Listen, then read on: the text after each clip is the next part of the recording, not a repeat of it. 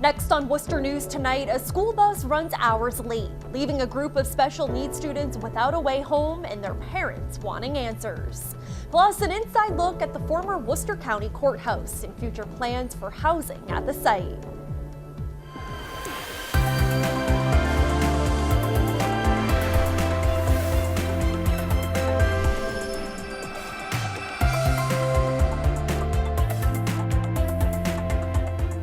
Good evening and thanks for joining us. I'm Olivia Lemon. A cool summer day across central Massachusetts. We could see some rain for the morning commute Wednesday. Let's get a first look at our local forecast for more. Hey there, good evening. I'm meteorologist Pamela Gardner for this evening. Our sunset time just before 7 o'clock, 6:53 to be exact, 64 degrees, a comfortable night for us. And we have a few clouds still out there, but clearing overnight tonight and down to 56 degrees with the morning low 53. Sunrise at 6:30 and a beautiful start to your Wednesday. Overnight lows everywhere in the low 50s. We have some 40s expected though once you get across southern New Hampshire, and tomorrow afternoon we'll be in the low to mid 60s. Still just a touch cooler than what we experienced today. The wind direction from the north and east, and still that cool pool of air aloft will help to trigger a couple sprinkles and some dark clouds early in the day, but then we will see some clearing skies. The tropics are heating up. We have another named storm aside from Umberto. I'll show you the latest tracks for both of those systems, plus our exclusive 10-day forecast shows some more of that summer heat when we could see some 80s returning. A scary situation for some parents in Worcester whose children were left on a school bus with no ride home. A driver called in sick last week and there were problems finding out where the students needed to go. The administration is working with the bus company to make sure this doesn't happen again. Our Chandler Walsh is in Worcester with more. Chandler. Olivia, one parent says her daughter was left on the bus for more than 3 hours. She says the bus route has been taking longer than it should since school started, but this incident was a scary one. When you trust people are going to take care of your child when you're not there, and to have that broken down on so many levels is really scary. Leah Corbin is frustrated. Friday, a school bus carrying Nelson Place elementary students with special needs was delayed hours, sending parents into a panic.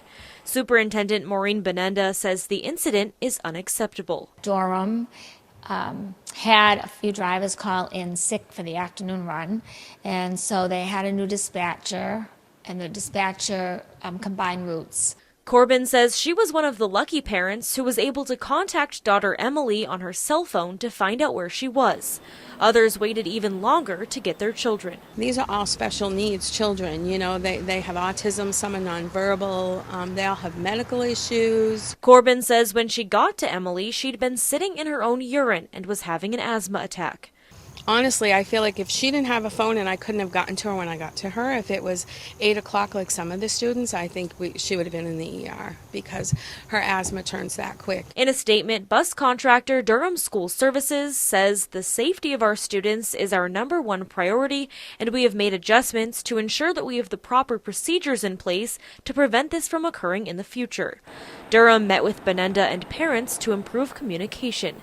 They've given Nelson Place's principal a full list of contact information, but Corbin isn't satisfied. It could have been life-threatening, honestly. And I felt like the meeting we had yesterday, they were just extremely nonchalant about it. Like, we're sorry, it won't happen again. Benenda says the district is reviewing this bus route and hopes to have a newer, more efficient one by Friday. Corbin says she'll be picking her daughter up from school until the new route is in place. In Worcester, Chandler Walsh, Worcester News Tonight. Whether or not the Worcester Public Schools should run their own buses will be discussed at Thursday's school committee meeting. A subcommittee's vote was split 1-1 on the issue. They will present a report this week about the administration's recommendation to accept Durham School Services' 2-year bid for busing. Durham is the city's current school bus contractor. Superintendent Maureen Benenda says they can reconsider a move to a full self-operation system for the 2022-23 school year at the end of the term. The committee could vote on the topic as early as Thursday.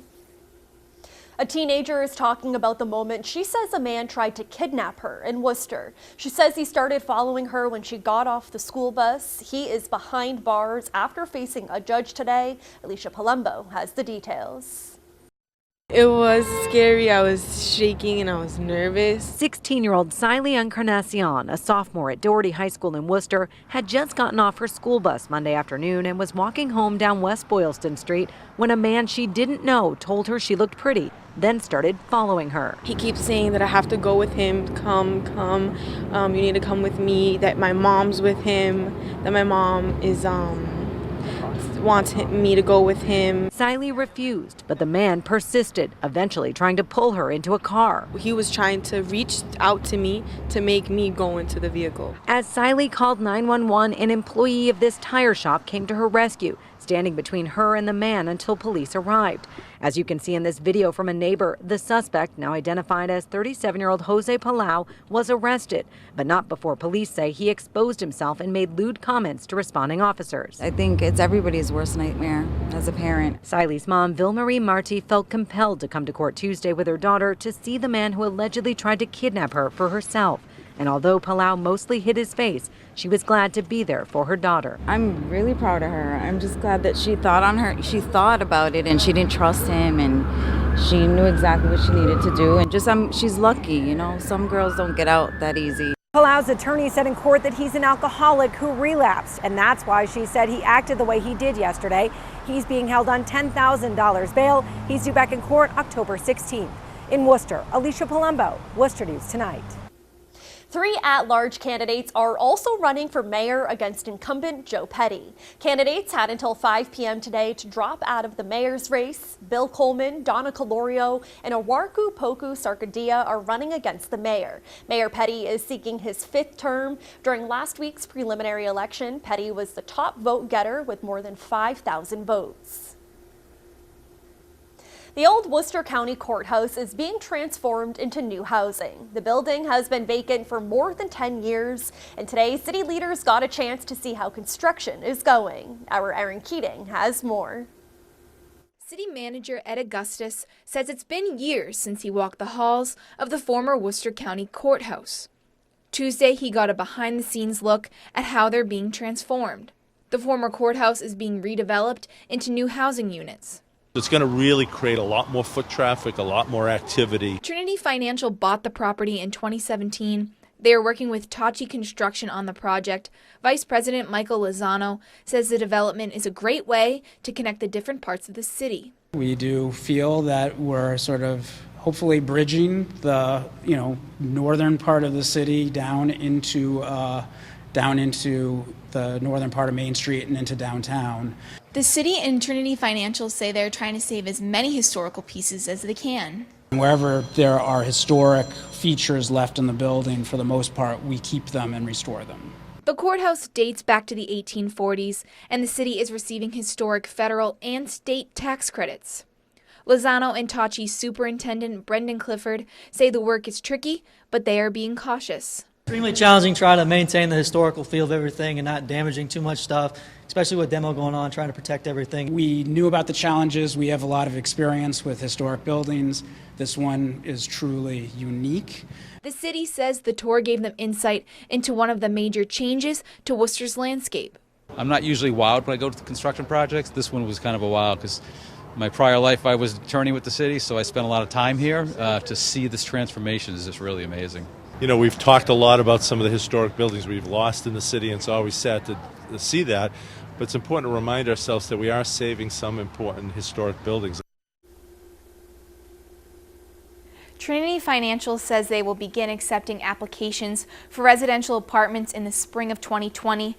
They say that construction is expected to be finished by July of 2020. In studio, Erin Keating, Worcester News Tonight. The state wants people to know about an invasive vine new to the area. This would probably be a nice, fully developed blackberry cane if this stuff wasn't on top of it. The Massachusetts Department of Conservation and Recreation says the mile-a-minute vine isn't native to the country. It was first spotted here in 2006 and is now in West Boylston in Holden. The mile-a-minute vine can grow up to 6 inches in one day. DCR says people should check their properties. It's identified by triangular leaves and circular ones around its fruit. We don't really want this vine to become as established as, say, bittersweet or multiflora rose or autumn olive or a host of other invasive vines and shrubs that we have. This is one that we know can get that bad, but we have a chance early on in the infestations to control it to the point, hopefully, for eradication. Anyone who thinks they have found the vine should report its location to the Department of Agricultural Resources. Encouraging women to be leaders in the workplace, Senator Harriet Chandler speaks at the Women's Information Network. The Worcester Regional Chamber of Commerce's event features networking opportunities for women at their meetings. Senator Harriet Chandler says she wants women to be leaders where they work. Senator Chandler began her political career in her 50s, saying she wanted to make a difference in her community and hasn't stopped since. Well, I think it's important to give women confidence, to have them be able to network, for them to be able to meet other women who are in leading positions in the community. I think it's awfully important to have younger women there, particularly because they have to be able to see what's possible, and the older women really have to be able to lend a hand to make sure those women advance. The Chamber's Women's Information Network allows local businesses to meet and connect with one another at meetings throughout the year.